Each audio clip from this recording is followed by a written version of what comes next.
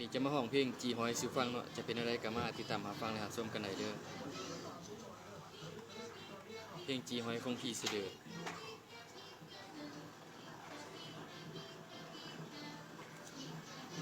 มาเริ่มกันเลยเนาะ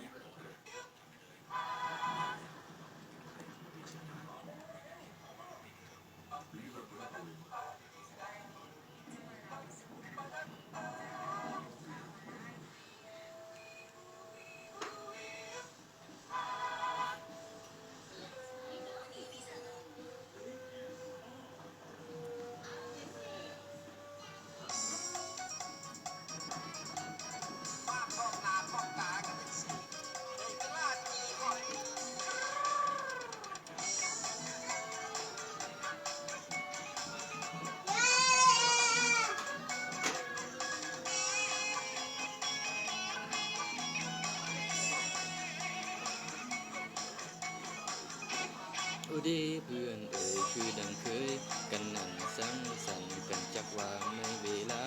บางว่ามาแก้มห่วมกันบรรยากาศอยู่หน้าหลายคนซาเพิ่งเด่นลมเย็นได้พัดผ่านเราเด็ดอยู่บ้านของแก้มอยู่ทุ่งนารอเรียกตามแค้มนำแค้มน้องก็มีขอของกินเป็นอาหารหอยปลากวางนั่นแหละตู้กันมันเป็นตัวมานกัดพวกเขาในนามันเป็นตัวมานกัดพวกเขาในนา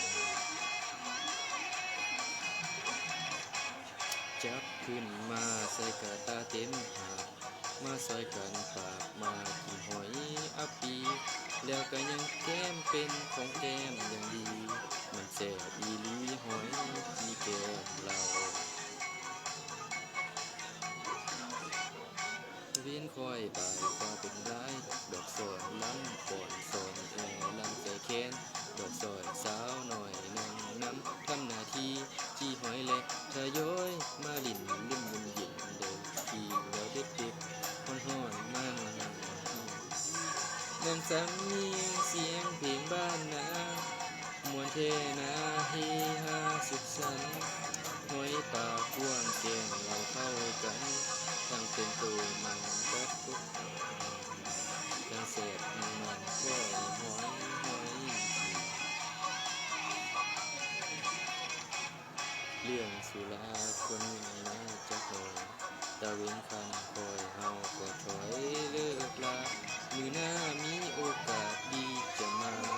บ่ลืมแก้วตาน้องคนดี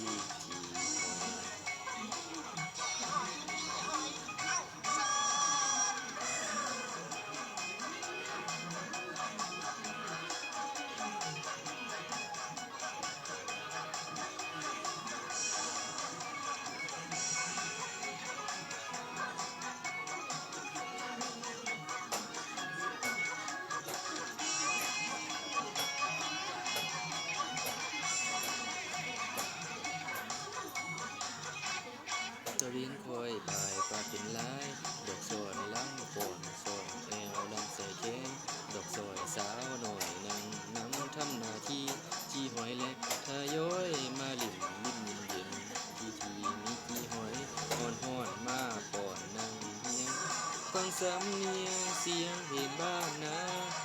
มวนแท่นาเฮฮาสุขสันต์หอยปากกว้างแก้มเราเข้ากันทั้งเศษทั้งมันก้อยซอยหอยจีทั้งเศษทั้งมันก้อยซอยหอยจีเรื่องสุราคนยิ่งน้อยจักหน่อยตะเวนคำคอยเฮาก็ถอยเลิกลามือหน้ามีโอกาสดีจะมา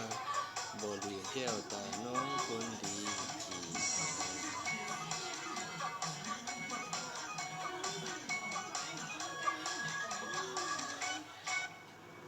จบไปแล้วเนาะมวนบ่อย่าลืมกดไลค์กดแชร์ให้เด้อ